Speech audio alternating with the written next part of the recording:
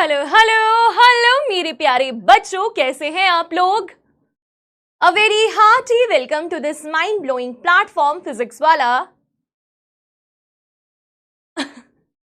My name is Super Sharma and today we are going to do Abhisar the Twist. Hello बच्चों, hello hello. पहले तो ये बताओ, ये मेरे स्टूडियो पर्सन को ये थोड़ा सा डाउट है कि म्यूजिक बजा कि नहीं बजा। पहले सुना, मुझे बताओ, फ्लूट की आवाज आप लोगों को आई कि नहीं आई? मेलोडियस, चलो भाई आ रही है, इसका मतलब फ्लूट की आवाज आप लोगों को आई कि नहीं आई?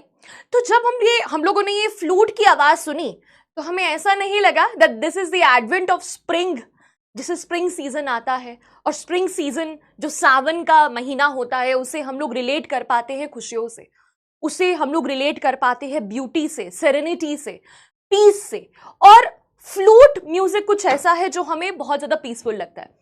हाय जेसिका, हेलो श्रेया, बिल्कुल सुन पा रहे थे मेरे बच्चे। मोहम्मद हमजा, हाय तस्बिया, हेलो ताबिया, सुनाई दे रहा था मेरा बच्चा। दीपांशी, दिव्या, कैसे हैं भाई प्यारे प्यारे बच्चे? बरीना, तो मेरे पूकी वूकीज कैसे हैं? बरीना, गुड आफ्टरनून बेटा, गुड आफ्टरनून, गुड आफ्टरनून। अच्छा चलो, बहुत बढ़िया, आवाज सारे बच्चों को आ रही थी, that's a very good thing. Hello जय, हेलो आर्यन, रिया, हेलो शौर्य, जेनिफर, आयशा, अर्पिता, स्नेहा, जय, दीपक, शौर्य, वेरी गुड बेटा। तो वेलकम ऑल ऑफ यू। आज हमारा जो है वो सेकंड लेक्चर है। तो जैसे कि आप लोग जानते हैं कि हमारा जो फर्स्ट लेक्चर था वो यूट्यूब पे था, वो फ्री लेक्चर था। और अभी जो हमारा लेक्चर है वो अब हमारा पेड लेक्चर है। पेड बैच में जो है हमारा फर्स्ट लेक्चर आज का ये बच्चों है। और मुझे लगता है सारे बच्चे जो आज की क्लास में हैं वो सबके सब उस यूट्यूब वाले लेक्चर में अवेलेबल थे। जो नहीं भी थे उन्होंने एटलीस्ट रिकॉर्डेड लेक्चर देख लिया होगा, क्योंकि आज जो है बेटा क्या करने वाले हैं हम लोग, आज अभिसर द ट्विस्ट का हम लोग पार्ट 2 करने वाले हैं। क्या करने वाले हैं बेटा? इसका हम लोग करने वाले हैं पार्ट 2। और मैंने आप लोगों को अच्छे तरीके से पोएम बेटा समझा दी थी पार्ट 1 में। पार्ट 1 में हमने बहुत ज्यादा क्लियरली पोएम को समझ लिया था, ठीक है, सारे बच्चे अवेलेबल थे ना। तो पार्ट 1 में हमने एक एक वर्ड मीनिंग को जो है वो डिस्कस किया, बहुत सारी चीजें हम लोगों ने उसके बारे में बात करी। बट मुझे ऐसा लगता है बहुत सारी चीजें बच भी गई थी। तो आज के लेक्चर में हम लोग वही करने वाले हैं। We are going to have an in depth discussion on this particular topic that is called Abhisar the twist. क्या रिमेनिंग चीजें थी वो हम लोग डिस्कस करेंगे। पिछली जो हमारी पूरी क्लास थी उसमें हमने पोयम को लाइन बाय लाइन जो है उसका एक्सप्लेनेशन किया। इसके बाद प्रिज्म कंटिन्यू होगा, बिल्कुल इसके बाद मैं प्रिज्म स्टार्ट कर दूंगी, ठीक है बच्चा। तो स्टार्ट करते हैं भैया। सबसे पहले आज हम लोग क्या करने वाले मैं आपको बताती हूँ। देखो, इस वाली लेक्चर पीपीटी में कुछ बच्चों ने मुझसे पैराफ्रेजिंग मांगी थी। मैम पैराफ्रेजेस नहीं है हमारे पास, ऐसा कुछ बच्चों ने कंप्लेन किया था कि मैम क्या नहीं है हमारे पास, पैराफ्रेजेस नहीं है। तो यहां पैराफ्रेजेस है। जिस बच्चों को नहीं पता पैराफ्रेजेस क्या होते हैं, पैराफ्रेज का मतलब होता है हर एक लाइन को उसका एक्सप्लेनेशन देना, ठीक है। पैराफ्रेजिंग का मतलब क्या होता है बेटा? इन अदर वर्ड्स जब हम दूसरे शब्दों में चीज को एक्सप्लेन करते हैं। तो पोएम को दूसरे वर्ड्स में यहां पर एक्सप्लेन किया गया है बच्चों। पोएटिक डिवाइसेस आज हम लोग डिस्कस करने वाले हैं। थीम्स पर बहुत डिटेल में इसमें मैं डिस्कस करने वाली हूँ, इसकी थीम बहुत इंपॉर्टेंट है। And then we are going to discuss the question answers as well. This is also a very important component. मुझे लगता है एक बहुत नया तरीका मैं लेकर आई हूं पैराफ्रेजिंग का। ये पैराफ्रेजिंग बहुत इंपॉर्टेंट है बेटा। तो पैराफ्रेजिंग की मदद से आप पोएम्स को बहुत अच्छे तरीके से समझ सकते हो। और कैसे पैराफ्रेजिंग मैंने की है इसके बारे में हम लोग डिस्कशन करेंगे। मैकबेथ भी होगी बेटा, जल्दी होगा बेटा। सिंपल सी बात बता देती हूँ, सारी चीजें हम लोग करेंगे। हम लोग प्रिज्म को भी कवर करेंगे, मैकबेथ को भी कवर करेंगे, grammar, writing skills, everything we are going to do. अगर आप लोगों को डाउट है कि हम लोग कब क्या करने वाले हैं तो आप लोग जाकर एक बार अपना शेड्यूल चेक कर सकते हो, अपना प्लानर चेक कर सकते हो। और उन बच्चों को जिनके पास मैकबेथ ना होकर पिग्मैलियन है, उन बच्चों के लिए भी मेरा यही मैसेज है कि मैं पिग्मैलियन भी पढ़ाऊंगी आप लोगों को, मैं रिफ्लेक्शंस भी पढ़ाऊंगी आप लोगों को। सारी चीजें वो भी कवर होंगी हमारी मॉडर्न इंग्लिश वाली। ये जो है हमारी कौन सी इंग्लिश मैंने आपको बताया था ना, मैकबेथ कौन सी एरा से बिलोंग करती है? That is new modern English, ठीक है, अर्ली मॉडर्न इंग्लिश। हाँ मैकबेथ, ठीक है, देख लेना, एक बार चेक कर लेना अपना प्लानर के अकॉर्डिंग हम लोग बेटा, बिल्कुल अकॉर्डिंग टू प्लानर के अकॉर्डिंग चलेंगे ना तो बहुत बढ़िया रहेगा, बहुत स्मूथ रहेगा। बहुत सोच समझ के मैंने आप लोगों का प्लानर डिजाइन किया है। और प्लानर को एक बार चेक कर लो, फिर जो है ना तुम लोगों को क्लियर रहेगा कि हम लोग क्या करने वाले हैं। तो बेटा without further ado let us start the class. ठीक है, तो पोयम एक एक वर्ड मैंने आप लोगों को समझाया था। जिन लोगों को पोयम बहुत अच्छी तरीके से समझ में आई वो बच्चे एक बार कमेंट सेक्शन में लिख देंगे भाई हमें इनको भी रिस्पेक्ट पे करना बहुत जरूरी है। रविंद्रनाथ टैगोर ओपी, मुझे नहीं लगता कि मैंने इससे ज्यादा खूबसूरत पोयम कभी पढ़ी है। लव की जो डेफिनेशन होती है ना बेटा, वो लव की एक्चुअल डेफिनेशन आज जो है हम लोग कह सकते हैं ना कि जो हम लोग दे सकते हैं, किसी से कोई हमसे पूछे दैट डेफिनेशन क्या है लव की, ट्रू लव की डेफिनेशन क्या है, और आप लोगों की जो ये टेंडर एज है उसमें इसको समझना बहुत जरूरी है। तो हम लोग कह सकते हैं कि भाई हाँ, इस पोयम से हमें ट्रू लव का मीनिंग जो है वो पता चला। तो सबसे पहले मुझे बताएंगे बेटा रविंद्रनाथ टैगोर ओपी जो है हम लोग लिखेंगे। रिस्पेक्ट पे करना बहुत जरूरी है राइटर को, पोएट को। और पोएट ने क्या कर दिया भैया, एकदम जान डाल दी है इस पोयम में। बहुत बढ़िया, अच्छे तरीके से हमने पोयम को समझा था और आज मैं इसकी डीप एनालिसिस जो है वो करने वाली हूं। तो हम लोग क्या डिस्कस करेंगे बेटा, आज हम लोग डिस्कस करेंगे इसकी थीम्स को। ठीक है, आई होप सारे के सारे बच्चे रेडी हैं थीम्स को समझने के लिए। ठीक है, थीम्स को समझने के लिए रेडी हो कि नहीं हो? ठीक है, बिल्कुल रेडी है तो बहुत बढ़िया बात है। अभी आप लोगों को थोड़ा सा एक्टिव करने के लिए क्यों ना एक आधा जो है ना एमसीक्यू कर लिया जाए। पहले एमसीक्यू कर लेते हैं और एमसीक्यू करने के बाद हम लोग जो है आगे स्टार्ट करेंगे। ठीक है, थीम्स को इसको डिस्कस करेंगे। तो पहला क्वेश्चन है बेटा, during the spring festival scene which element most strongly contributes to the poem's new atmosphere. तो बेटा यहां पर दो तरह की हम लोगों ने बात करी थी, दो सीजन थे यहां पर, एक स्प्रिंग सीजन था और एक रेनी सीजन था। तो यहां पर बात हो रही है स्प्रिंग फेस्टिवल सीन की। तो कौन सा एलिमेंट यहां पर स्ट्रांगली कंट्रीब्यूट करता है? Thunder and lightning in the sky, citizen spring inside the temple, the city under a dark and stormy cloud, या फिर bright blossoms and the sounds of flutes. जल्दी से बताएंगे मेरे बच्चे इसका मीनिंग, आंसर फटाफट देंगे मेरे बच्चे। अरे स्टार्ट नहीं किया मैंने पोल, चलो।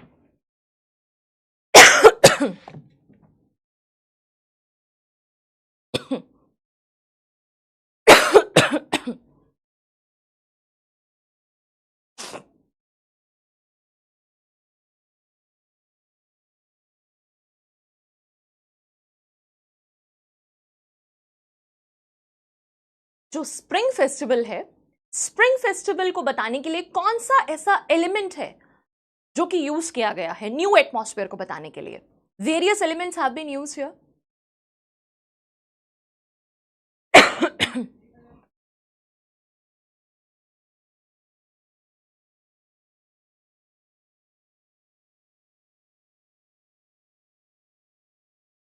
ठीक है, the correct answer is bright blossoms and the sound of flutes. सारे बच्चों ने करेक्ट आंसर दिया है, चैट बॉक्स में तो मुझे करेक्ट ही लग रहा है। 91% बच्चों ने करेक्ट आंसर दिया है। कैप्टन तनिष्का, मिलान, अच्छा मिलन, आदित्य, जय, अंशिका, ईशान, अनन्या, अनुश्री, खुशी एंड आदित्य। वेरी गुड बच्चा, दैट्स अ ग्रेट थिंग कि आप लोगों ने करेक्ट आंसर दिया। देखो बाकी बच्चों को मैं बता देती हूं, ये जो चारों की चारों चीजें हैं ना बेटा, ये जो चारों की चारों एलिमेंट्स हैं, यहां पर क्या यूज किया गया है ये जानना आप लोगों के लिए बहुत जरूरी है। देखो पोएटिक डिवाइसेस सब बच्चों को आते ही हैं, नहीं भी आते तो मैं इस बार आप लोगों को फिर से पढ़ाऊंगी। क्लास 10 पे मैंने आपको बहुत अच्छे तरीके से पोएटिक डिवाइसेस कराए थे, इस बार हम लोग फिर से करेंगे। तो बहुत ही स्ट्रॉन्ग इमेजरी का यूज किया है। ठीक है, किसका यूज किया है मेरे बच्चों? विविड इमेजरी का यूज किया है रविंद्रनाथ टैगोर ने। जैसे कि हम लोग बात करते हैं, जब अगस्त सीजन की बात करते हैं, रेनी सीजन, वहां पर क्या था? थंडर लाइटनिंग थी। Citizen spring inside the temple, ये तो कभी हुआ ही नहीं।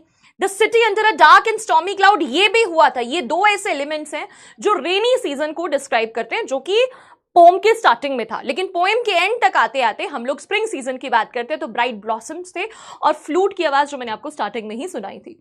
तो वेरी गुड बेटा, बहुत अच्छी शुरुआत हुई है, बहुत अच्छा आंसर आप लोगों ने दिया। अब हम लोग बात करेंगे बेटा थीम्स की। सबसे पहली थीम है बेटा, किसके बारे में है ये पोएम? ये पोएम है बेटा लव एंड लॉन्गिंग के बारे में। क्या बच्चों आप लोग लॉन्गिंग का मतलब समझते हो? लॉन्गिंग का मतलब होता है किसी चीज का इंतजार करना, वेट करना। ये जो पोयम है बेटा, ये हमें बताती है deep journey of a women. किसके बारे में बताती है मेरा बच्चा? ये हमें बताती है about the deep journey of a women.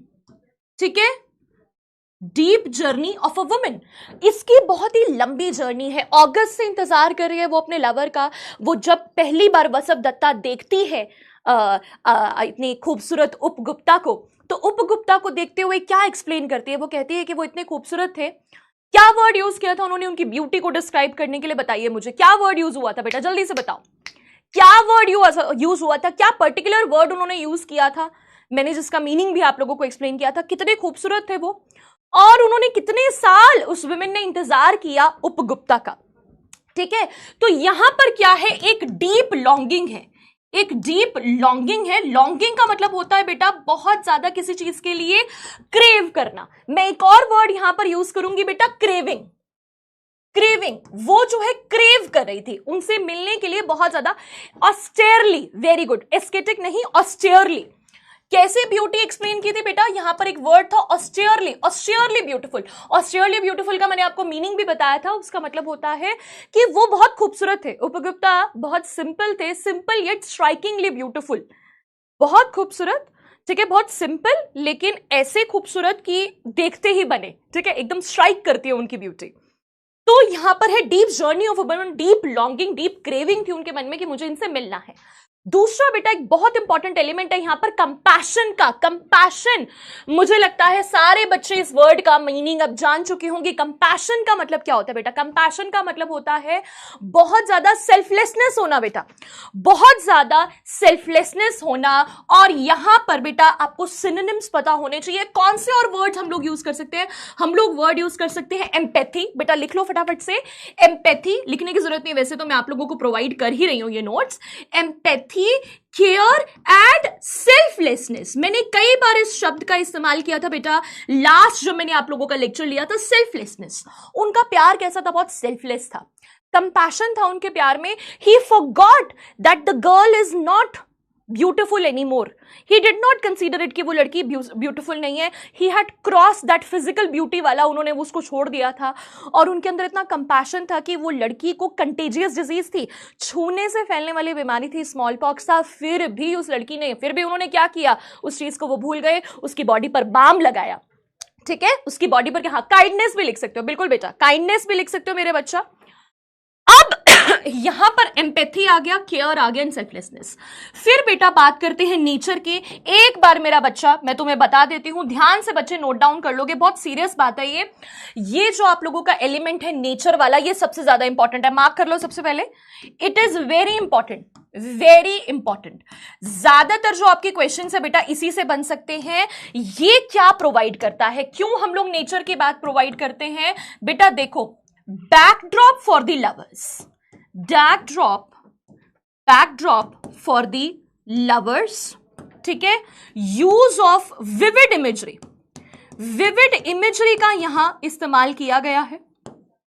किस तरह से विविड इमेजरी का यूज किया गया है? किन किन एलिमेंट्स का यूज किया गया है बेटा? यहां यूज किया है मून, यहां यूज किया है फ्लूट का, यहां यूज किया है स्टॉर्मी नाइट का। ठीक है, और किसका यूज किया है? ब्राइट ब्लॉसम्स का, ब्राइट ब्लॉसम्स का। तो इस तरह के एलिमेंट्स का यूज किया गया है। बैकग्राउंड, अच्छा तुम लोगों को पता है, तुम लोगों ने, मुझे याद नहीं, हाँ इशिका शॉ मैम हमारे स्कूल में पिग्मैलियन रिफ्लेक्शन कराई जा रही है। इशिका, पिग्मैलियन और रिफ्लेक्शन भी मैं कराऊंगी, उसका शेड्यूल मैं जल्दी से डाल दूंगी, उसका प्लानर भी बहुत जल्दी अपलोड हो जाएगा, नेक्स्ट वीक ही अपलोड हो जाएगा। और उसके लेक्चर्स कब कब होंगे ये भी मैं बता दूंगी। ठीक है इशिका? हाँ, ब्लॉसम्स, ब्राइट ब्लॉसम्स। तो मैं एक बार बता देती हूँ तुम्हें, अगर तुम लोगों ने कभी पुरानी मूवीज देखी हैं, देखी होंगी, जरूर देखी होंगी। पुरानी मूवीज में क्या होता था, जब लवर्स बिछड़ते थे ना, जब लवर्स बिछड़ते थे या फिर कोई सैड सीन होता था तो पीछे बिजली कड़क रही होती थी। कोई भी बहुत बड़ा विविड कोई सीनरी दिखानी हो, कुछ बिछुड़ने वाला सीन दिखाना हो, या फिर they are having a fight and they are getting separated, तो बहुत देर से बिजली कड़कती थी।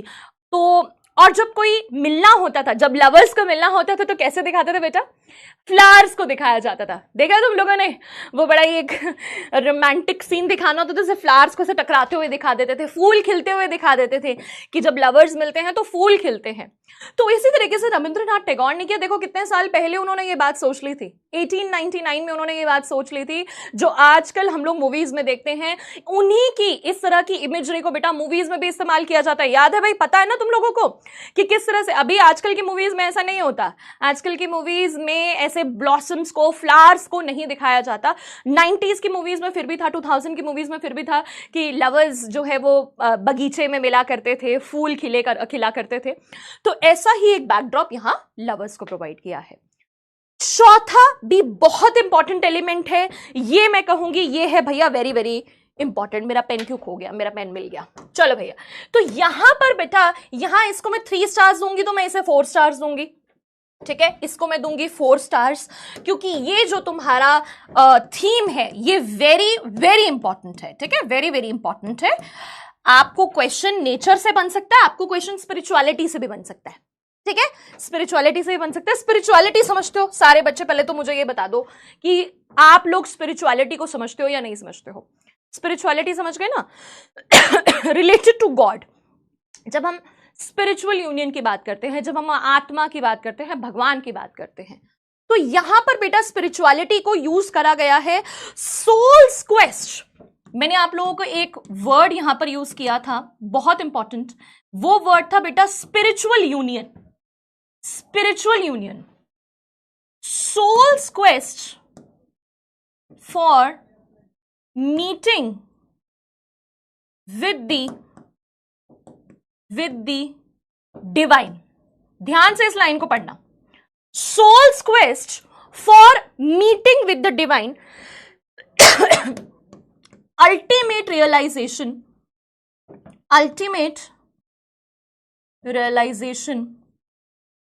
of the existence of divine, तुझ में रब दिखता है यारा मैं क्या करूं, तुझ में रब दिखता है यारा मैं क्या करूं, सजदे सर झुकता है यारा मैं क्या करूं।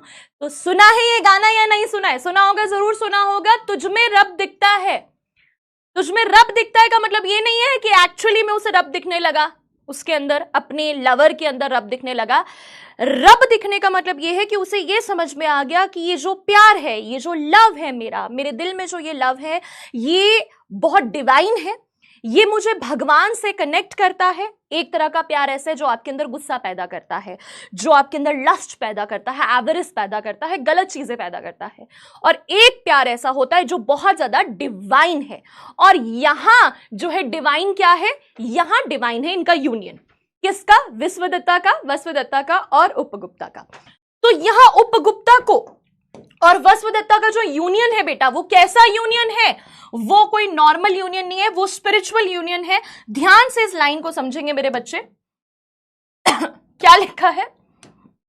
Souls quest. सोल की क्या क्वेस्ट रहती है? सोल किस काम में लगा रहता है? Meeting with the divine.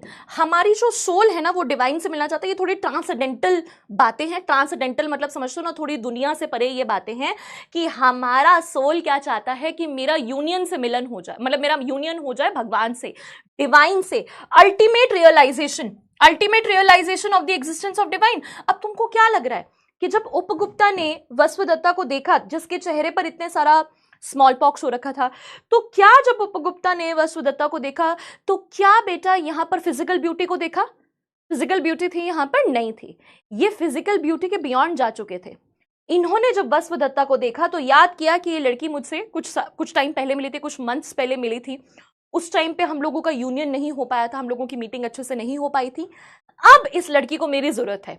हालांकि मैं दुनिया त्याग चुका हूं, I have left the world, I am a monk, but मेरा इससे मिलना बहुत जरूरी है।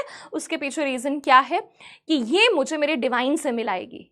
डिवाइन से कैसे मिलाएगी? ये किसको फॉलो करते हैं? बुद्धिज्म को। और बुद्धिज्म क्या कहता है कि हमें सबसे प्यार करना चाहिए, कंपैशन दिखाना चाहिए। तो इन्हें मौका मिल गया कि मैं भगवान से कनेक्ट कर पाऊंगा। भगवान मुझसे कितने खुश हो जाएंगे कि मैंने फिजिकल ब्यूटी को नहीं देखा, मैंने सेल्फलेस होकर किसी की सेवा करी। समझ आया? हाँ, किसी को दिल से चाहो तो पूरी कायनात मिल जाती है। बिल्कुल बिल्कुल। तो इस तरह की बातें भी आप लोग बोल सकते हो। पर यहां मेरे कहने का मतलब यह है कि स्पिरिचुअलिटी की बात यहां पर इसलिए भी की गई है क्योंकि बुद्धिज्म की बात की गई है, ठीक है। बुद्धिज्म बहुत ही खूबसूरत सा एक रिलीजन है और वो खूबसूरत रिलीजन हमें क्या सिखाता है, हमें सिखाता है कि हमें जो है सेल्फलेस होकर दूसरे पर्सन से प्यार करना है, अपने बारे में नहीं सोचना है। ही हा, बड़ा मजा आ रहा है ये सब बातें करके, है ना। चलो, ये मजा आ रहा है ये सब बातें करके कि नहीं, पहले तो मुझे ये बता रहा हो मजा आ रहा है या नहीं, जल्दी बताओ भाई। In the line the lovesick coils uttered from the mango branches their sleepless plaint। अब इसका मीनिंग क्या है जल्दी से मुझे बता दो, ठीक है। पर्सोनिफिकेशन, अब यहां पर कौन सा फिगर ऑफ स्पीच यूज हुआ है जल्दी मुझे बताएंगे। पर्सोनिफिकेशन, हाइपरबोले, ऑक्सीमोरॉन या फिर ओनोमोटोपिया। मैं आप लोगों की नॉलेज को चेक करना चाहती हूं कि क्या आप लोगों को नॉलेज है। हालांकि मैंने आपको क्लास में बता दिया था, 2 पोएटिक डिवाइसेस यहां पर यूज हुए हैं, मल्टीपल चॉइस क्वेश्चन है ये। डिवाइन का मतलब होता है बेटा भगवान, डिवाइन का मतलब पोल काम नहीं करा बेटा तो चैट में आंसर लिख सकते हो। डिवाइन का मतलब होता है बेटा भगवान से रिलेटेड जो होता है, गॉड, ठीक है, गॉड। यहां मल्टीपल चॉइस 2 या 3 करेक्ट हो सकते हैं, तो जल्दी बताएंगे।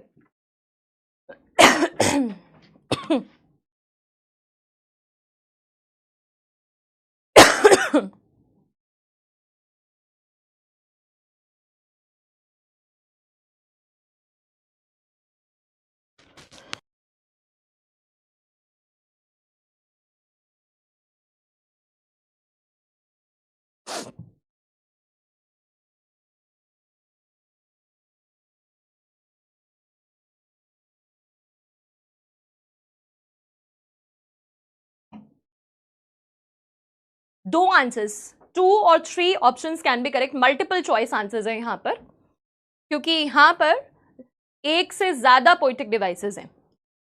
तो कौन से 2 पोएटिक डिवाइसेस है बेटा, यहां पर 2 है पोएटिक डिवाइसेस। सबसे पहले बच्चा यहां पे पर्सोनिफिकेशन और दूसरा है यहां पर ओनोमोटोपोइया। ओनोमोटोपोइया, तो ओनोमोटोपिया क्या होता है मेरा बच्चा? ओनोमोटोपिया का मतलब होता है साउंड वर्ड्स। क्या होता है मेरा बच्चा? Sound words. और पर्सोनिफिकेशन का मतलब क्या होता है? जब हम किसी को ह्यूमन एट्रीब्यूट्स प्रोवाइड कर देते हैं। ह्यूमन एट्रीब्यूट्स यानी कि ह्यूमंस की तरह जब कोई बिहेव करता है, ह्यूमन वाली क्वालिटीज। तो यहां कोयल्स को क्या कहा गया है? लव सिक है, वो लव सिक है, प्यार में, प्यार के लिए बहुत ज्यादा क्रेव कर रही है, प्यार उन्हें बहुत ज्यादा चाहिए और वो अटर कर रही हैं। अटर का मतलब है स्पोक, ठीक है। अटर का मतलब स्पोक, वो बोल रही हैं, वो प्यार में घायल हैं, प्यार चाहती हैं वो। तो इसीलिए ये सब चीजें यहां पर यूज की गई हैं। तो यहां पर 2 करेक्ट आंसर होंगे आपका ए और डी, ठीक है, ए और डी। तो 80% बच्चों ने ए दिया है, तो बहुत अच्छी बात है। 81% बच्चों ने पर्सोनिफिकेशन आइडेंटिफाई कर लिया है। 4% बच्चों ने 5% बच्चों ने ओनोमोटोपिया को रिकॉग्नाइज किया। क्या है ओनोमोटोपिया, मैं तुम्हें बताती हूँ। निब्रस, इक्षित, आयानी, तो सिर्फ 3 ही ऐसे बच्चे हैं जिन्होंने दोनों को रिकॉग्नाइज किया। ओनोमोटोपिया क्या होता है? प्लेंट। मैंने तुम्हें बताया था प्लेंट का मतलब क्या होता है, जल्दी से बताओ प्लेंट का मतलब क्या होता है। थोड़ा गला मेरा खराब है बेटा, तो थोड़ा सा मुझे सपोर्ट करना। प्लेंट का मतलब क्या होता है, जल्दी बताएंगे मुझे। प्लेंट होता है सॉरोफुल और मेलेंकलिक साउंड। मेलेंकलिक साउंड, मेलेंकलिक यानी कि मेलेंकलिक का मतलब होता है बहुत ही सैड साउंड।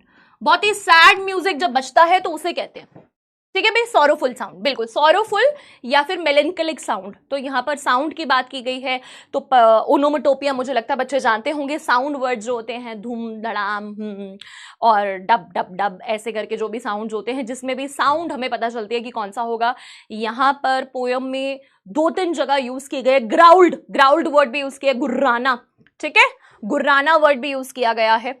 तो ठीक है, अब दोबारा से मैसेज फिर से दे रही हूं बच्चों को, जिन बच्चों को ये लग रहा है कि मैम हमें नहीं करवाएंगी रिफ्लेक्शंस, मैम हमें नहीं करवाएंगी पिग्मैलियन। कराऊंगी यार, चिंता क्यों कर रहे हो। 25% बच्चों का आ रहा है ना, तो जिन बच्चों का आ रहा है उनको अगली क्लास में जो है मैं बता दूंगी, शेड्यूल प्रोवाइड कर दूंगी। फिर से एक बार वोटिंग कर लेते हैं। यहां पर मैकबेथ वाले बच्चे जो यहां पर हैं, मैकबेथ, प्रिज्म और रैप्सोडी वाले बच्चे, ठीक है, और एक तरफ हो गए तुम्हारे ये पिग्मैलियन वाले बच्चे। मैं एक बार चेक तो करूं कितने बच्चे हैं।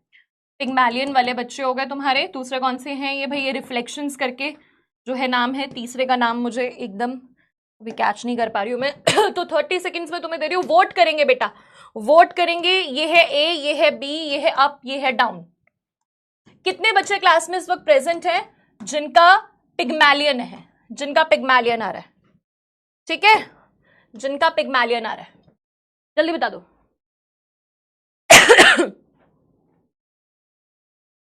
हाइपरबोले का मतलब होता है एग्जैजरेशन।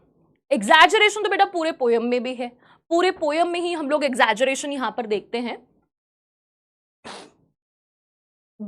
हाँ, क्लास में एक बार देख लेते कि कितने ऐसे बच्चे हैं, कितने ऐसे बच्चे हैं जो पिग्मैलियन वाले बच्चे मेरी क्लास में आए हैं आज। एक बार थोड़ा आइडिया लग जाए हमें।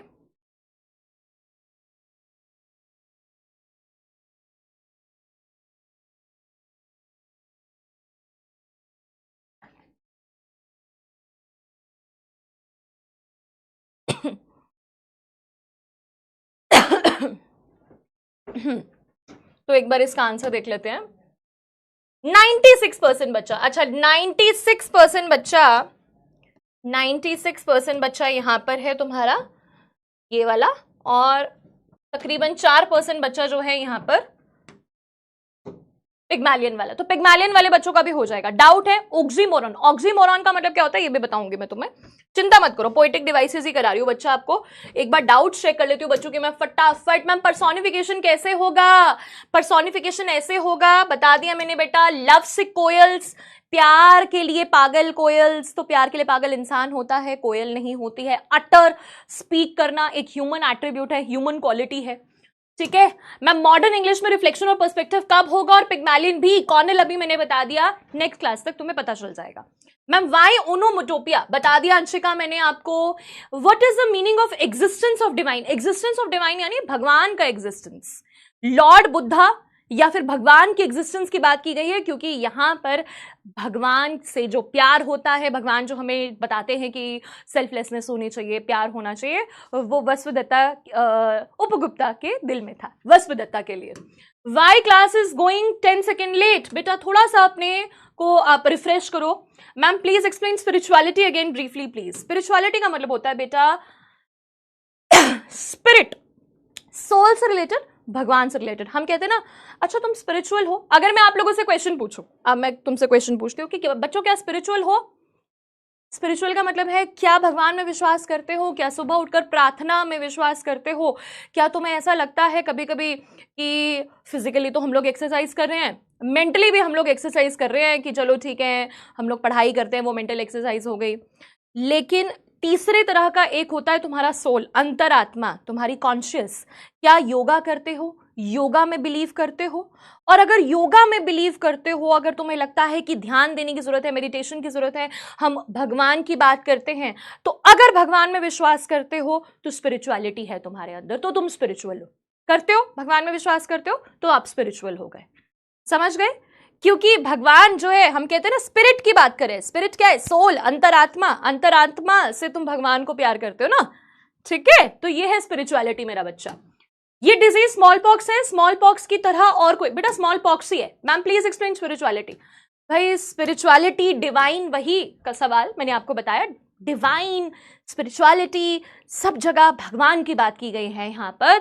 और भगवान की बात क्यों की गई है ये मैं तुम्हें बता चुकी हूँ, एक बार फिर से बताऊंगी, चिंता मत करो। अभी जरा पोएटिक डिवाइसेस को कर लेते हैं, बड़ा जरूरी है भैया। तो पोएटिक डिवाइसेस क्या होते हैं ध्यान से समझाऊंगी। पर्सोनिफिकेशन सबसे पहले। तो पर्सोनिफिकेशन का मतलब क्या होता है? Figure of speech in which an object, animal or idea is given human qualities. जब हम ह्यूमन क्वालिटीज या फिर एट्रीब्यूट्स, मैं एक और वर्ड इसके लिए यूज करती हूं, एट्रीब्यूट्स, बिहेवियर हम लोग प्रोवाइड करते हैं किसी आइडिया को, किसी एनिमल को या किसी ऑब्जेक्ट को। जैसे मैंने बोला मेरा जो डॉगी है ना वो मुझसे नाराज है, ठीक है। कोई लोग बोलते हैं ना मेरा डॉगी आज मुझसे नाराज है, my dog was angry at me, ठीक है। My dog was angry at me today, angry at me today. तो ये जो एंगर है, एंगर एक ऐसी चीज है जो कि हम लोग ह्यूमन से रिलेट करते हैं, ह्यूमन से रिलेट करते हैं। हालांकि कुत्ता भी गुस्सा होता है, ठीक है, गुस्सा उससे भी आता है बट कहा जाता है एनिमल्स को नहीं पता होता कि हम गुस्सा है एनिमल्स एक तरह से उन्हें नहीं पता कि मैं खुश हूं, मैं दुखी हूं, मैं उदास हूं, मैं रो रहा हूं या मुझे एंगर आ रहा है, उनके लिए सब चीजें नॉर्मल होती हैं, उनके लिए नॉर्मल एक बिहेवियर होता है, वो ऐसे कैरेक्टराइज नहीं करते हैं अपने इमोशंस को। तो यहां पर मैंने क्या कहा कि एंग्री एट मी, मैंने अपने डॉग को एक जो है एक तरह से ह्यूमन बीइंग समझकर ऐसा बोल दिया। या कई लोग अपने डॉग को ही भी बोलते हैं, बोलते ना ही इज वेरी क्यूट, हम लोग इट ना बोल के उसके लिए ही यूज करते हैं, तो इट ना बोल के ही यूज कर लिया, तो ये भी पर्सोनिफिकेशन हो गया। एट्रीब्यूट का मतलब बिहेवियर, ठीक है, एट्रीब्यूट का मतलब हो गया क्वालिटीज, एट्रीब्यूट का मतलब हो गया क्वालिटीज, ठीक है। तो जैसे कि यहां पर स्टॉर्म, अब स्टॉर्म तो बेटा क्या है, स्टॉर्म तो एक चीज है ना, स्टॉर्म क्या है, स्टॉर्म एक चीज है, पर स्टॉर्म गुर्रा रहा है। ग्राउल का मतलब क्या होता है, गुर्रा रहा है, हार्श साउंड्स निकाल रहा है। And the women trembled in fear, चलो ये तो ठीक है भाई, इसमें कोई पर्सोनिफिकेशन नहीं है, वुमेन तो ट्रेम्बल कर ही सकती है। From the corner of the sky, तो यहां पर, और लव सिक कोयल्स, यहां पर एक और हम लोग लिख देंगे लव सिक कोयल्स। कोयल्स को कहा गया है कि वो प्यार के लिए बहुत ज्यादा डेस्परेट हैं, अटर, और वो अटर कर रही हैं, यानी कि स्पीक कर रही हैं, बोल रही है, जो कि प्यार में पागल होना, प्यार के लिए जो है क्रेव करना और बोलना, दोनों ही ह्यूमन एट्रीब्यूट्स है। तो पर्सोनिफिकेशन के बहुत सारे एग्जांपल्स हम लोग देखते हैं। बेटा सारे डाउट्स क्लियर करूंगी, अभी धीरे धीरे पढ़ते रहो, क्या पता तुम्हारे सारे डाउट्स क्लियर हो जाए, है ना इक्षित बेटा, ठीक है। Alliteration, the repetition of consonant sounds at the beginning of closely placed words. Alliteration तो मुझे लगता है सब लोग समझते होंगे, जब कोई कॉन्सोनेंट शब्द रिपीट होता है beginning of closely placed words में, जैसे कि फ्लूट फ्लोटिंग, ये notes of a flute floating, flute floating, फ। अब मेरा एक बच्चा था जिसे ना पिछले साल एक बड़ा डाउट रहा, वो कहता है मैम एलिट्रेशन जो है ना, क्लोजली प्लेस्ड वर्ड आपने बोला था, अब फ्लूट के बाद तो बीच में केम भी आ रहा है, फ्लूट फ्लोटिंग एक साथ नहीं आ रहा, तो ये एलिट्रेशन होगी क्या? होगी, एक क्या दो क्या तीन वर्ड्स भी बीच में आ सकते हैं, बस एक ही लाइन में होना चाहिए, एक ही लाइन में होना चाहिए, बीच में उनके दो तीन वर्ड्स भी हो सकते हैं, उससे कोई फर्क नहीं पड़ता। Black night showed its teeth, very good बेटा, black night showed its teeth. another example, black night showed its teeth, तो ब्लैक नाइट के दांत थोड़ी ना होते हैं, ठीक है, लेकिन वो अपने दांत दिखा रहा है। तो बहुत सारे एग्जाम्पल्स हैं, बहुत बढ़िया, ठीक है। मैंने तुम्हें पोयम पढ़ाते वक्त भी इसके बारे में बताया था तुम्हें। एलिट्रेशन बोर्ड्स में आया था, हाँ बोर्ड में आएगा, बिल्कुल बिल्कुल बोर्ड में भैया, ये पोएटिक डिवाइसेस बेटा तुम्हारे बोर्ड में आएंगे, 100% आएंगे, ठीक है। बोर्ड में क्या मतलब, तुम्हारे एग्जाम्स में आएंगे। Symbolism, the use of symbols to represent ideas और क्वालिटीज, जब हम लोग सिंबल्स का इस्तेमाल करते हैं आइडियाज और क्वालिटीज को रिप्रेजेंट करने के लिए, सिंबलिज्म, सिंबल्स आप लोगों ने बहुत पढ़ा है क्लास 10th में उसे। हॉन्टेड हाउसेस जब मैंने तुम्हें पढ़ाया था, मैंने तुम्हें बोला था ना हॉन्टेड हाउसेस किसका सिंबल है, जिसको याद है फटाफट से बता दो मुझे। तो हॉन्टेड हाउसेस एक्चुअली में हम किसी भूतिया हवेली की बात नहीं कर रहे थे, भूतिया घर की नहीं बात कर रहे थे, हम लोग किसकी बात कर रहे थे, बताओ मुझे, हम लोग जल्दी से बता दो किसकी बात कर रहे थे। एलिट्रेशन एंड कॉन्सोनेंट्स, बिल्कुल बिल्कुल भार्गवी बता दूंगी मैं। The mango tree symbolises love as it is a setting for both meetings between Upagupta and Vasudatta. यहां पर मैंगो ट्री को सिंबलाइज किया गया है, जो मैंगो ट्री के नीचे वो दोनों मिलते हैं, पहली बार जब मिलते हैं तो भी मैंगो ट्री के नीचे मिलते हैं, और जब दूसरी बार मिलते हैं तो भी मीटिंग के लिए मिलते हैं। तो यहां पर जो ये मैंगो ट्री है, ये क्या रिप्रेजेंट कर रहा है, मैंगो ट्री रिप्रेजेंट कर रहा है बेटा उनका यूनियन, ठीक है, उनकी मीटिंग, उनका अभिसर, ठीक है। कितने वर्ड्स यूज करें, बहुत सारे वर्ड यूज कर सकते हैं, जो उनका मिलन था, यूनियन, मीटिंग, अभिसर, रॉन्डवू, ठीक है, रॉन्डवू।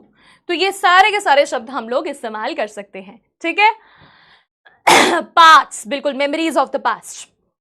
ओनोमेटोपिया, ओनोमेटोपिया क्या होता है, ओनोमेटोपिया मैंने तुमको अभी समझाया, साउंड वर्ड्स होता है बेटा, साउंड वर्ड्स। जब हम साउंड वर्ड्स का इस्तेमाल करते हैं, साउंड वर्ड्स होता है क्या होता है, जैसे the formation of a word for sound, sound जब एसोसिएट करते हैं हम नेम से, स्टॉर्म ग्राउल्ड, स्टॉर्म क्या कर रहा है बेटा, ग्राउल कर रहा है, राउल गुर्राना, जैसे हम लायन के लिए क्या वर्ड यूज करते हैं, रोर, ठीक है, रोर, रोर वर्ड यूज करते हैं, वैसे ही जेड, रॉन्डवू। वैसे ही हम लोग यहां और भी देखते हैं, प्लेंट एक वर्ड है यहां पर। दूसरा कौन सा वर्ड था बेटा? Uttered, uttered. ये सारे के सारे क्या है? साउंड वर्ड्स हैं। Haunted houses is about memories of the past, बिल्कुल मेमोरीज ऑफ द पास्ट। ठीक है, ग्राउल्ड, गुर्राना, गुर्राना, जैसे कि एग्रेसिव साउंड। यहां पर ग्राउल्ड को अगर मुझे एक्सप्लेन करना हो दूसरे शब्दों में तो मैं बोलूंगी मेकिंग एन अग्रेसिव साउंड। बिजली कड़कती है तो कैसी आवाज आती है? अग्रेसिव साउंड आती है ना। हम कहते हैं आज तो भैया शंकर भगवान बहुत गुस्से में हैं, ठीक है, आज तो भगवान बहुत गुस्से में एकदम तीर चला रहे हैं। ठीक है बेटा, क्लास आज चलेगी 4:30 तक, 4:30 तक क्लास चलेगी। बीच में मैं तुम्हें एक आधा एमसीक्यू भी करा देती हूँ भैया, क्लास में बना रहे, तुम लोगों का जोश जो है हमेशा हाई होना चाहिए। The poem contrast the murky sky of August with the warm spring air. दो कंपैरिजन है बेटा यहां पे, क्या है? The murky sky of August with the warm spring air. What is Tagore's likely intent behind this contrast? ये contrast क्यों है, ये कंपैरिजन, ये मतलब डिफरेंस क्यों है? टू प्रेज द एस्केटिव lifestyle over worldly pleasures, to show the passing of time and shifting fortunes, to criticize the unpredictability of weather patterns, to portray the poet's preference for August gloom. जल्दी बताओ। Roar आग, हाँ, oink oink.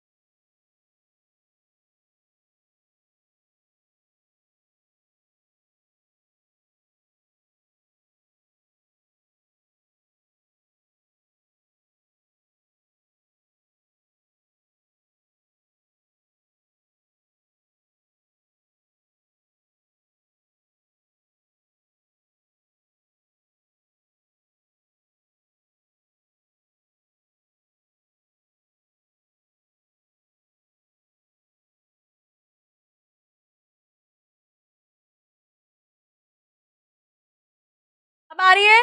अब आ रही है? अब आ रही है? वॉइस आ रही है अब मेरी? नो वॉइस, अच्छा। वॉइस आ रही है क्या मेरी? अब आ रही है? आवाज आ रही है? अगर आवाज आ रही है तो एक बार वॉइस ओपी कर दो। अगर अब मेरी आवाज आ रही है क्या? वॉइस ओपी कर देंगे एक बार। अगर वॉइस आ रही है तो एक बार वॉइस ओपी कर देंगे। वॉइस ओपी कर देंगे, हैशटैग वॉइस ओपी। फटाफट से वॉइस ओपी कर देंगे। हाँ ठीक है, अब यस वाले बच्चे आ जाओ जरा। हाँ अब यस करना शुरू कर दो यार, डरा दिया तुम लोगों ने मुझे, मैंने कहा पता नहीं क्या हो गया। अच्छा ये वाला समझ में आ गया तुम लोगों को? ये वाली चीज समझ में आई कि टाइम जो है वो द पासिंग ऑफ टाइम। जो अगस्त का टाइम था वो कैसा था? अगस्त के टाइम पे हम लोगों ने बात करी मर्की। मर्की का मतलब क्या होता है भाई? ग्लूमी। मर्की का मैंने आप लोगों को मीनिंग भी एक्सप्लेन किया था। मर्की का मतलब होता है full of darkness and gloom. Darkness and gloom भरा हुआ था, ठीक है, उसमें बहुत ज्यादा दुख था, बहुत ज्यादा अंधेरा था। लेकिन जब हम लोग अप्रैल की बात करते हैं तो उसमें ब्राइट ब्लॉसम्स थे। ठीक है, क्लियर आ रही है? आवाज क्लियर आ रही है? वॉइस ओपी, ठीक है, क्लियर है कि नहीं है? अच्छा मैं एक्सप्लेन करती हूँ। अच्छा हाँ, मेरी आवाज ही नहीं आ रही थी तो मैं कैसे एक्सप्लेन करती हूँ? मैं आप लोगों को दोबारा से सारी चीजें मैं तुम्हें दोबारा से एक्सप्लेन करती हूँ जो मैंने बताई थी। तो मैंने आप लोगों को बताया बी पार्ट में, आप लोगों को बी होगा करेक्ट आंसर। 51% बच्चों का करेक्ट आंसर था। तो पहले ऑप्शन में कह रहे हैं कि जो एक मंक वाली लाइफ होती है, मंक का मतलब होता है एस्केटिक यानी कि साधु। पहला लाइन आप लोगों को यह समझाने की कोशिश कर रही है कि जो साधु वाला जीवन होता है वो वर्ल्डली प्लेजर से बेटर है। वर्ल्डली प्लेजर से बेटर है, ठीक है। ऐसा कुछ नहीं कह रही है पोयम, ऐसा कुछ नहीं कह रही है। ऐसा नहीं है कि वो एस्केटिक लाइफ को अगस्त से शो कर रही है और वर्ल्डली प्लेजर को अप्रैल से शो कर रही है, ऐसा नहीं है। क्योंकि हम इस तरह से जो साधु हैं, जो मंक वाली लाइफ है, उसको गलत नहीं कह सकते। हम ये नहीं कह सकते कि साधु वाली लाइफ में अंधेरा है और जब आप वर्ल्डली प्लेजर्स में आ जाओगे तो आपको खुशियां मिल जाएगी, ऐसा बिल्कुल भी नहीं कह रहे हैं। इनफैक्ट वो इस चीज पर फोकस डाल रहे हैं कि जब इंसान साधु बन जाता है, वो वर्ल्डली चीजों को रिनाउंस कर देता है, तो उसके जीवन में प्यार आ जाता है, उसके अंदर राइटियसनेस आ जाती है और वो बहुत ज्यादा कंपैशनेट और लविंग हो जाता है, ठीक है, लविंग हो जाता है। तो ये कहने की कोशिश नहीं करे, ये कह रही है passing of time. Passing of time की यहां पर बात चल रही है। पहले अगस्त की बात थी और अगस्त कैसा था? बहुत ज्यादा डार्क था और बहुत ज्यादा ग्लूमी था। उसमें दुख था, उसमें अंधेरा था, उसमें स्टॉर्म था, उसमें सारी उल्टी चीजें जितनी होती है वो थी। और यहां पर क्या है? अप्रैल में क्या है? अप्रैल में फूल है, अप्रैल में जो है किस्मत बदल गई वस्वदत्ता की। वस्वदत्ता जो कि अपने लवर से मिलना चाहती थी तो वो मिल गई उससे, उसकी किस्मत बदल गई, उसका फॉर्च्यून चेंज हो गया। जो लवर्स एक दूसरे से रॉन्डवू नहीं कर पाए थे, अब उनका रॉन्डवू होने वाला है। To criticize the unpredictability of weather patterns, obviously not. To portray the poet's perfectness for August gloom, नहीं, ऐसा नहीं है, ठीक है भैया, शांत हो जाओ मेरे बच्चों, ठीक है। तो अब समझ में आ गया, बहुत बढ़िया। चलो next question. When Upagupta finds Vaswadatta afflicted with smallpox, what overarching theme is highlighted? कौन सी overarching theme, कौन सी overarch कर रही है थीम यहां पर? जब उपगुप्ता को वस्वदत्ता से जो है मिलती है, जब उसे स्मॉल पॉक्स हो जाता है। The fleeting nature of physical beauty versus lasting compassion, the poet's disapproval of religious asceticism, the power of wealth to cure any disease, the downfall of those who ignore social norms. Very easy question, एक obvious answer है यहां पर, जल्दी से बताओ। रॉन्डवू क्या है? रॉन्डवू का मतलब होता है मीटिंग। पिछले क्लास में बताया था मैंने आपको, rendezvous is a French word.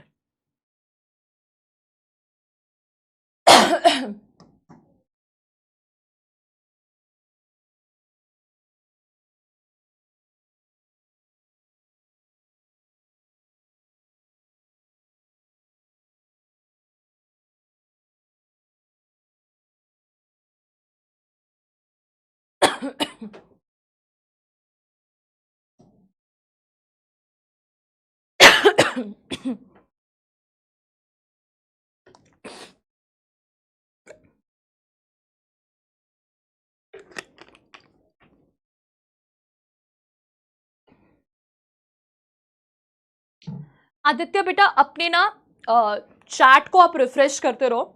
अपने स्क्रीन को रिफ्रेश करते रहोगे ना, जितना आप रिफ्रेश करते रहोगे, जितना वो करंट नेट स्पीड से भागता रहेगा ना, उतनी जल्दी आपको पोल आएगा। ठीक है, तो पोल की चिंता मत करो, तुम लोग यहाँ आंसर्स यहाँ पे भी लिख सकते हो। ठीक है, तो यहां पर हो गया the fleeting nature of physical beauty versus lasting compassion.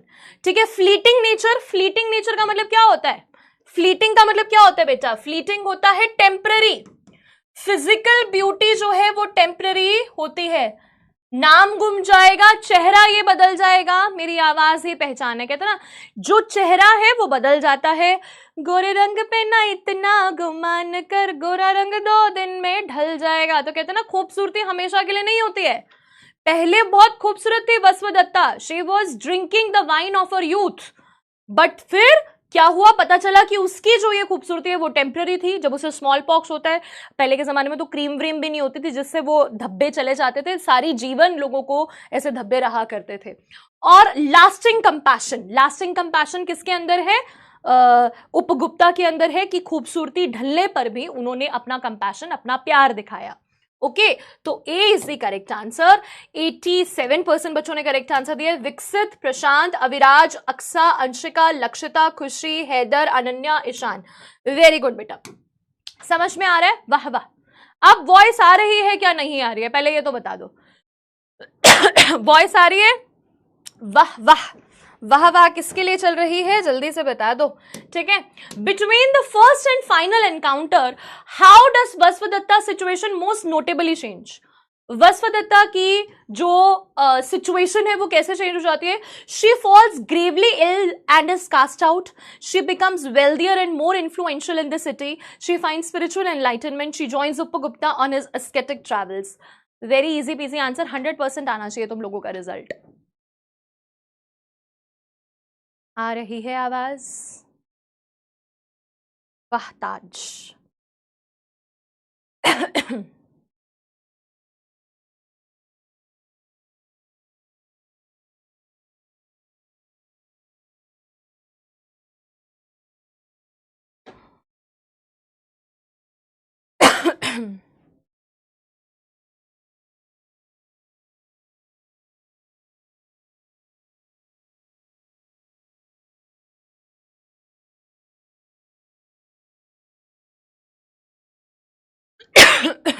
Doubt बेटा अर्णव, मैं भी चेक करूंगी, आपके डाउट सॉल्व हो जाएंगे। She falls gravely ill and is cast out. Cast out यानी कि उसे जो है क्या कर दिया जाता है? थ्रोन आउट, उसे शहर से बाहर निकाल दिया जाता है। पहले के जमाने में ऐसे ही होता था, अगर किसी को ऐसे फैलने वाली बीमारी हो जाती थी तो उसको बाहर निकाल दिया जाता था ताकि बाकी लोगों को ना हो सके। 78% बच्चों का करेक्ट आंसर है। विकसित, अंशिका, आदित्य, सत्यम, अक्सा, प्रशांत, अदिति, नमन, सक्षम, निशान, वेरी गुड बेटा, बहुत बढ़िया। मैम इंग्लिश, चलो थैंक यू बेटा। प्रियम बेटा, it is all because of your nice efforts. आपने बहुत अच्छे एफर्ट्स किए भाई। बच्चों ने टीचर की बात मानने में बहुत बड़ी बात होती है। देखो भाई, बात ऐसी होती है, मैं तो पढ़ाती तो सभी बच्चों को, लेकिन कौन टीचर की बात को फॉलो करता है? कौन से मेरे ऐसे पूकी वूकीज बच्चे हैं? कौन बनो भाई तुम लोग, तुम सारे के सारे हो मेरे पूकी वूकी। ठीक है, पूकी वूकी, ये जो पूकी वूकी गैंग है मेरी, जो ये मेरी पूकी वूकी गैंग है, जिस पूकी वूकी गैंग ने मेरी बात सुनी है उन लोगों ने अच्छा स्कोर किया। उन बच्चों ने बहुत बढ़िया तरीके से क्लास में जो है वो अच्छा स्कोर किया। लिटरेचर में हो गया, ग्रामर में हो गया, उन्होंने प्रैक्टिस भी करी। जब जब मैंने होमवर्क दिया, होमवर्क भी कर लिया। ठीक है बच्चे, ये एक धड़कन है यहाँ पर, ये धड़कन को आवाज क्यों नहीं आ रही है? धड़कन को, मेरे दिल की धड़कन क्यों नहीं सुनाई दे रही है? पहले ये बताओ मेरे प्यारे पूकी बच्चों। और कराऊंगी पोल, ये खत्म करा दूं बस, ये लास्ट है पोर्शन तुम्हारा। फोरशैडोइंग, ये बड़ा जरूरी है बेटा। फोरशैडोइंग शायद तुम लोगों ने इससे पहले नहीं पढ़ा। A literary device in which a writer gives an advanced hint। ध्यान से सुनना बेटा इस शब्द को। एडवांस में तुम्हें जब हिंट दे दिया जाता है, what is to come later, कि बाद में क्या होने वाला है, भविष्यवाणी जब हो जाती है तो उसे कहते हैं फोरशैडोइंग। कराऊंगी, बहुत सारे क्वेश्चन कराऊंगी, चिंता क्यों कर रहे हो तुम लोग। When the time is ripe I will come to you। देखो भैया, स्टार्टिंग में ही पोयम के यहां पर हमें क्या कह दिया था उपगुप्ता ने, कि जब समय होगा तो मैं तुमसे मिलने जरूर आऊंगा। ठीक है, when the time is ripe, ripe का मतलब यहां पर है करेक्ट। ठीक है, जब सही समय आएगा, when the time is right, तो मैं तुमसे मिलने जरूर आऊंगा। ऐसा कहा उपगुप्ता ने, अगस्त में कहा था और अप्रैल में अपना वादा पूरा कर दिया, प्रॉमिस फुलफिल्ड। तो यहां पर हम लोग बोलेंगे the promise is fulfilled, promise is fulfilled. उन्होंने अपने प्रॉमिस को फुलफिल किया और उन्होंने पहले ही भविष्यवाणी कर दी थी कि जब सही समय होगा तो मिलने आऊंगा, और समय सही था। और समय कैसे ठीक था, कैसा था बेटा? जब वो बीमार थी, जब उन्हें सबसे ज्यादा जरूरत थी किसी की, तो वो उनके जीवन में आ गए। ठीक है, क्या कहते हैं? Shining, ray of shining sunshine बनके, ठीक है, sunshine, ray of sunshine, ray of sunshine बनके वो उनकी लाइफ में आए।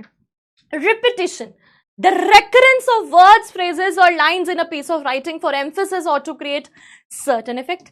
रिपीटेशन बड़ा ही सिंपल है भैया, सिंपल सी बात है। जब कोई वर्ड बार बार रिपीट हो रहा है, रेकरेंस, ठीक है, एम्फेसाइज डालने के लिए, एम्फेसाइज यानी कि उस बात पर जोर डालने के लिए, तो उसे रिपीटेशन कहा जाता है। यहां पर द यंग एस्केटिक, वो यंग मंक, ये शब्द बार बार इस्तेमाल हुआ है, द यंग एस्केटिक, वो इस बात पर फोकस करना चाहते हैं कि यहां जो सेंट्रल कैरेक्टर है उपगुप्ता का, वो एक जवान साधु है।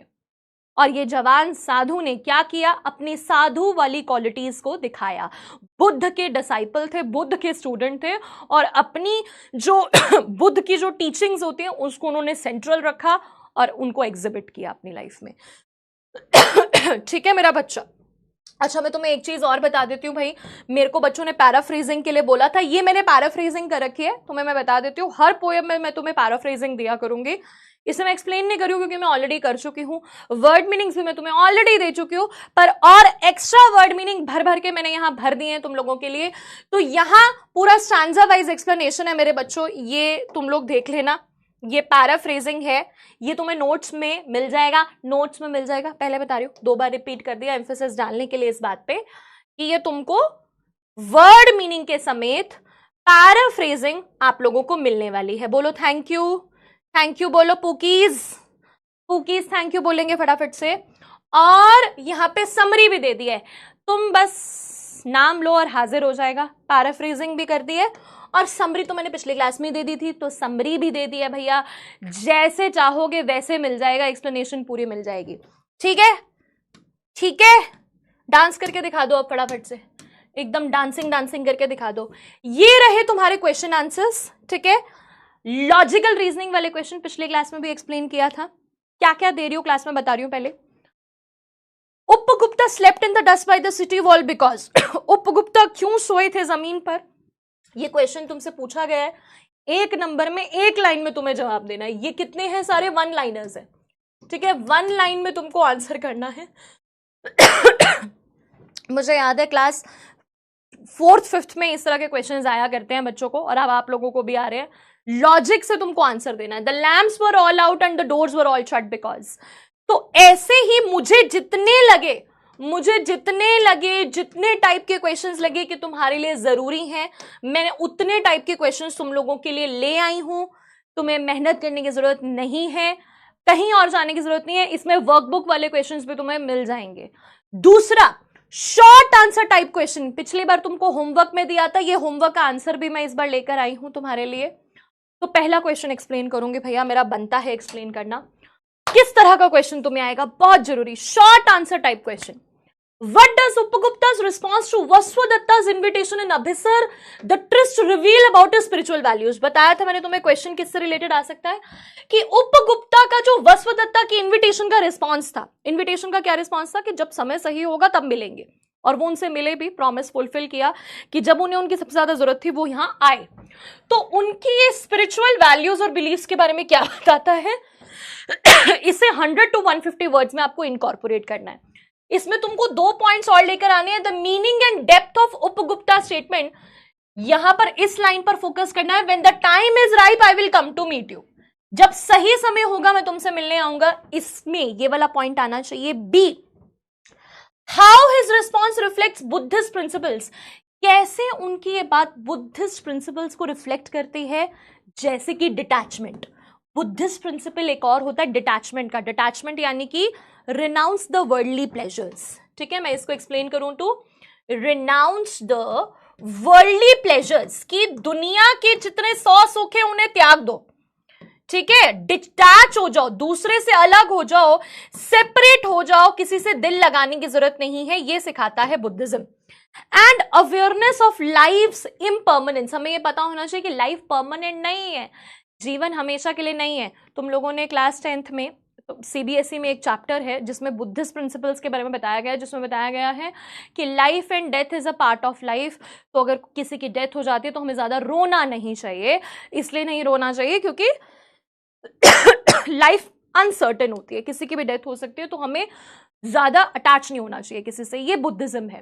तो इसको तुम कैसे एक्सप्लेन करोगे? ऐसे एक्सप्लेन करोगे, Upagupta responds to Vasudatta's invitation with detachment and compassion. He tells her to go on her way. क्या बोलते हैं वो उसको? क्या बोलते हैं बेटा? He tells her to go on her way and says, when the time is ripe, I will come to meet you. वो ये सेंटेंस का यूज करते हैं। This response suggests, क्या सजेस्ट करता है? कैसे आंसर करोगे? एक पेन लोगे और इंपॉर्टेंट चीज को मार्क करोगे, जिसने ये विक्ट्री में किया उसके अच्छे नंबर आए हैं।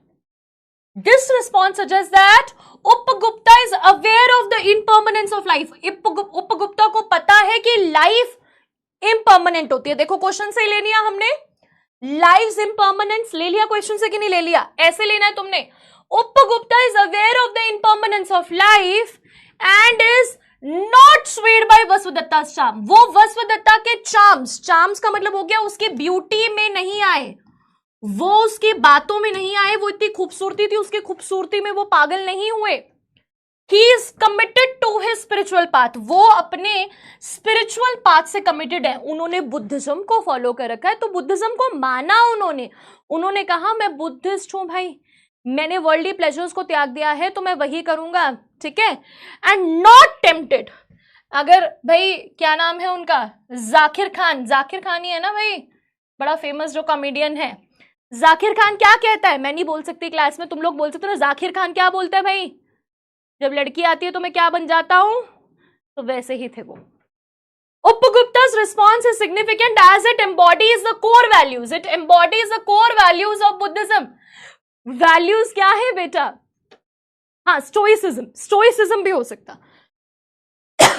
ये स्टोइसिज्म भी है। स्टोइसिज्म का मतलब होता है जब हम जो है किसी भी एक्सटर्नल फैक्टर का अपने ऊपर असर नहीं पड़ने देते। स्टोइसिज्म वर्ड का भी आप लोग यूज कर सकते हो।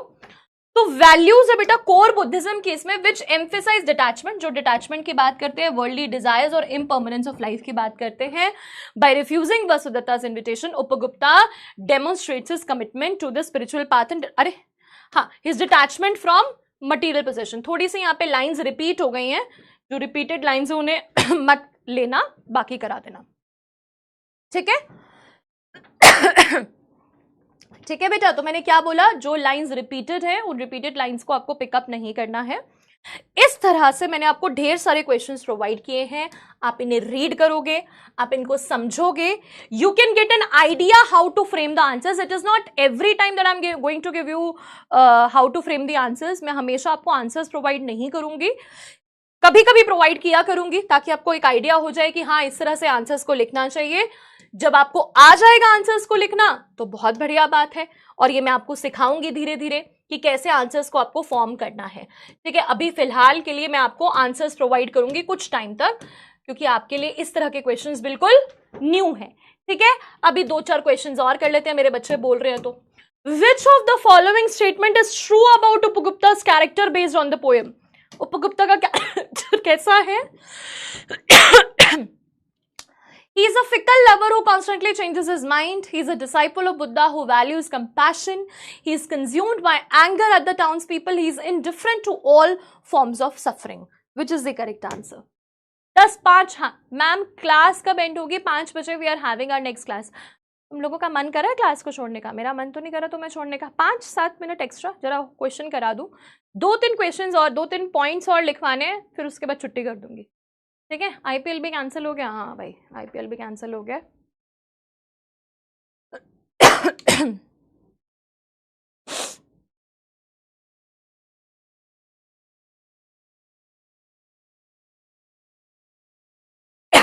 दो तीन कुछ अच्छी अच्छी लाइंस है जो मैं आप लोगों को लिखवाना चाहती हूँ, वो लिख लो, अपने आंसर्स में उन्हें इनकॉर्पोरेट कर लेना।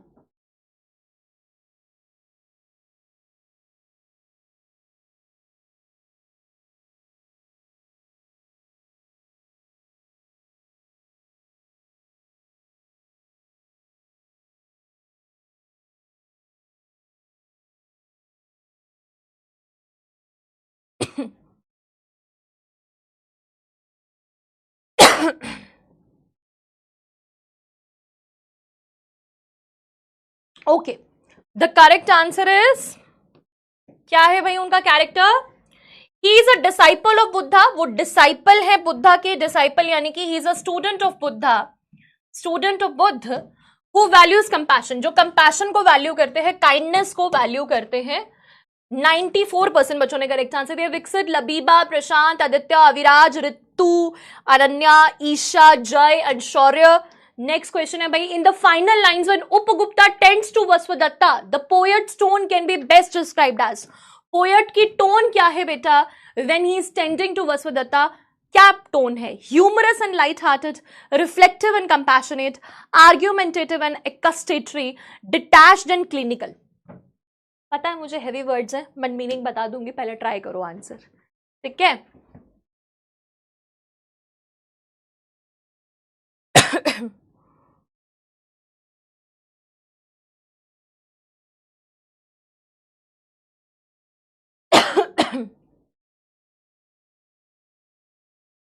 accusatory.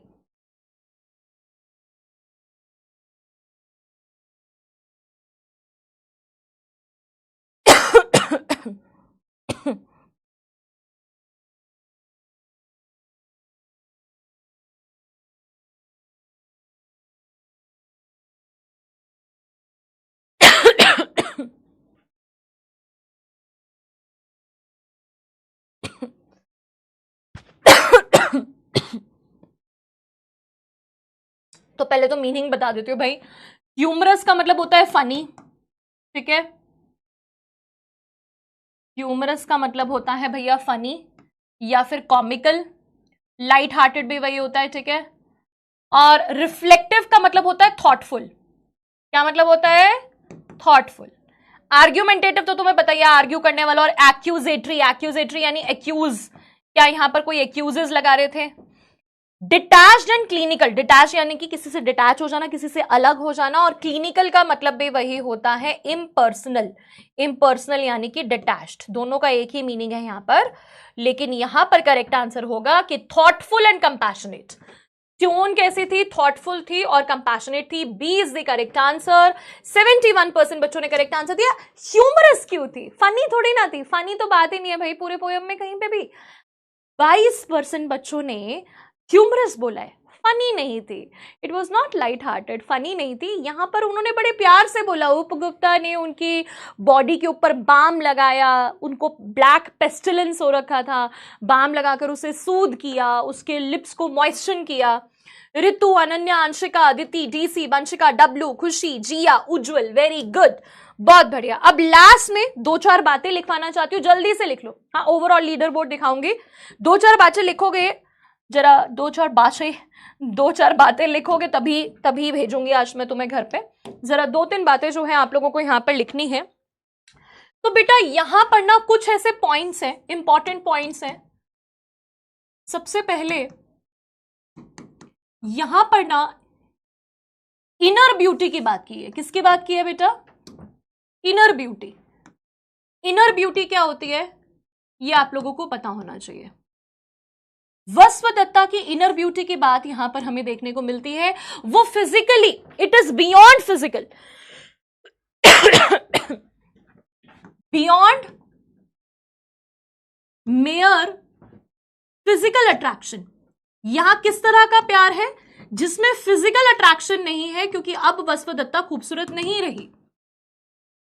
It is transcending social norms and expectations। पहले के जमाने में अगर किसी को छुआछूत की बीमारी हो जाती थी, किसी को कोढ़ लग जाता था या फिर कोई भी कंटेजियस डिजीज हो जाता था, तो उसको गांव से बाहर कर देते थे, ठीक है? लोगों के अंदर इतना कंपैशन नहीं होता था कि वो उसे अपने साथ रखे। आजकल अगर किसी को कोई बीमारी हो भी जाती है तो उसे घर में रखा जाता है, एक सेपरेट रूम में रखा जाता है, क्योंकि दवाइयां हैं, हर चीज अवेलेबल है। बट पहले ये सब चीजें नहीं हुआ करती थी। Person was likely to die. तो इस तरह के लोगों को क्या करते थे? अलग रखते थे। लेकिन वसुदत्ता के केस में ऐसा नहीं हुआ। उन्हें किसने प्यार दिखाया? उपगुप्ता ने। तो इट इज ट्रांसेंडिंग। ट्रांसेंडिंग का मतलब कि क्रॉसिंग गोइंग बियॉन्ड, ये सोशल नॉर्म्स के बियॉन्ड जाकर उन्होंने ऐसा किया। सोसाइटी ने क्या किया, उन्हें बाहर निकाल दिया, पर उन्होंने सोसाइटल नॉर्म्स को खत्म कर दिया, एक्सपेक्टेशंस को खत्म करके वो उसके ऊपर चले गए। वो कहते हैं ना, ये इस दुनिया से बहुत ऊपर उठ चुके हैं, वो इन सब बातों से ऊपर उठ के उन्होंने उसकी क्या करी बेटा, सेवा करी। क्या करी, उनकी बहुत ज्यादा सेवा करी। He was a very righteous man, ठीक है बेटा, राइटियस मैन थे। और यहां पर बेटा जो कंपैशन है, कंपैशन एंड लव, ये दो वर्ड्स हैं जो आपको हमेशा याद रखने हैं इस पोयम के साथ, जो है ये बहुत ज्यादा सेंट्रल है। कंपैशन, तीन है एक्चुअली, कंपैशन, लव। मैं बार बार इन वर्ड्स को रिपीट करूं ताकि आपके दिमाग में जो है ना ये एकदम बैठ जाए ये words. Selflessness, these three words are central to Buddha's teaching, central to Buddha's teachings। ये बुद्धा की टीचिंग के सेंटर हैं। क्या, लव, कंपैशन और सेल्फलेसनेस। और यही भरा हुआ था उपगुप्ता के अंदर। उपगुप्ता का जो ये कैरेक्टर है वो ये सारी की सारी चीजों को दिखाता है। तो ये दो चीजें थी जो मैंने आप लोगों को लिखवानी थी। इस तरह के वर्ड्स को you can use these words in your answers, आप अपने आंसर्स में यूज कर सकते हो। मेरा मन था तो मैंने लिखवा दिया आप लोगों को। बाकी तुम लोगों का होमवर्क क्या है, होमवर्क है तुमने पूरे चैप्टर को रिवाइज करना है। जो मैंने तुम्हें होमवर्क, आज मैंने होमवर्क नहीं दिया, आज मैंने आप लोगों को आंसर्स भी प्रोवाइड किए हैं ताकि you should know how to frame the answers. बहुत जल्दी मैं तुम्हें आंसर्स तुम्हारे साथ फ्रेम करूंगी। आज तुम इसको पढ़ लो अच्छे तरीके से। अगली क्लास में जो भी चैप्टर होगा ना, मैं तुमको अपने हाथों से लिखना सिखाऊंगी कि आंसर को कैसे लिखा जाता है। ओवरऑल लीडर बोर्ड देख लेते हैं बेटा, फिर तुम्हारे डाउट भी देख लूंगी मैं। भाई अयानी, अंशिका, आदित्य, अदिति, अनुश्री, खुशी, ऋतु, काम्या, शौर्य, डीसी, भैया अयानी खान, कमाल कर दिया बेटा। 7 out of 7, 7.3 सेकेंड्स में इस बच्चे ने आंसर दिया। Very good, very good. Anshika Dwivedi, very good. Aditya first 3, top 3, very good. Love you all मेरा बच्चा, ठीक है। ध्यान रखेंगे सारे बच्चे अपना, ठीक है। Take care of yourself. देश की स्थिति जो है वो ठीक नहीं है, बट आप लोगों जैसे बच्चों के हाथों में ही है। आप लोग कितना जो है अच्छे तरीके से ऐसे एडवर्स टाइम में कैसे बिहेव करते हो उसके ऊपर डिपेंड करता है। तो keep yourself safe, keep your family safe and all the best to you, ठीक है बेटा। तो यहां पर फर्स्ट 5 डाउट्स में चेक करूंगी, फर्स्ट 5 डाउट्स आप लोगों के चेक करूंगी। कॉमन डाउट्स देख लेती हूँ। मैम इलेक्टिव इंग्लिश क्या होता है बेटा? इलेक्टिव इंग्लिश वो होती है, कुछ स्कूल्स में इलेक्टिव इंग्लिश वर्ड यूज जो है वो किया जाता है इंग्लिश के लिए। मुझे नहीं पता कि आपके यहाँ इलेक्टिव इंग्लिश किसको बोला गया है, मॉडर्न को या अर्ली मॉडर्न को, तो you really need to check that, ठीक है। इलेक्टिव एक टर्म होता है जिसमें यूज किया जाता है, जो कि हम लोग ज्यादा फोकस करते हैं जो ग्रामर के एस्पेक्ट्स होते हैं उसके ऊपर, और राइटिंग स्किल्स वगैरह के, या ग्रामर जो इंग्लिश रिलेटेड जो क्राफ्ट होती है उसके लिए। तो आपके स्कूल में कौन सी इंग्लिश है ये आपको चेक करना पड़ेगा, ठीक है। धड़कन मैम स्पिरिचुअल वाला मैंने समझा दिया अनन्या। स्पिरिचुअल यानी related to God, divine means related to God. Please explain spirituality. Spirituality मुझे लगता है मैं ऑलरेडी समझा चुकी हूँ। मैम गर्ल को उसकी ब्यूटी का एटीट्यूड था, नहीं नहीं एटीट्यूड नहीं था यहाँ पे। कंपैशन मैंने आपको बताया बेटा, काइंडनेस, दिल से किसी को प्यार करना, ठीक है। ग्रामर भी जल्दी करेंगे। जिन बच्चों का क्वेश्चन ये है कि मैम तो कब करेंगे, कब क्या करेंगे, तो प्लानर देख लेना। जिन बच्चों का ये क्वेश्चन है पिग्मैलियन कब होगा, तो नेक्स्ट क्लास में प्लानर मिल जाएगा, नेक्स्ट क्लास से पहले मिल जाएगा, ठीक है बच्चों। Take care, love you all, thank you so much. जल्दी मिलेंगे नेक्स्ट क्लास में, चलते हैं, take care, bye bye, love you, bye.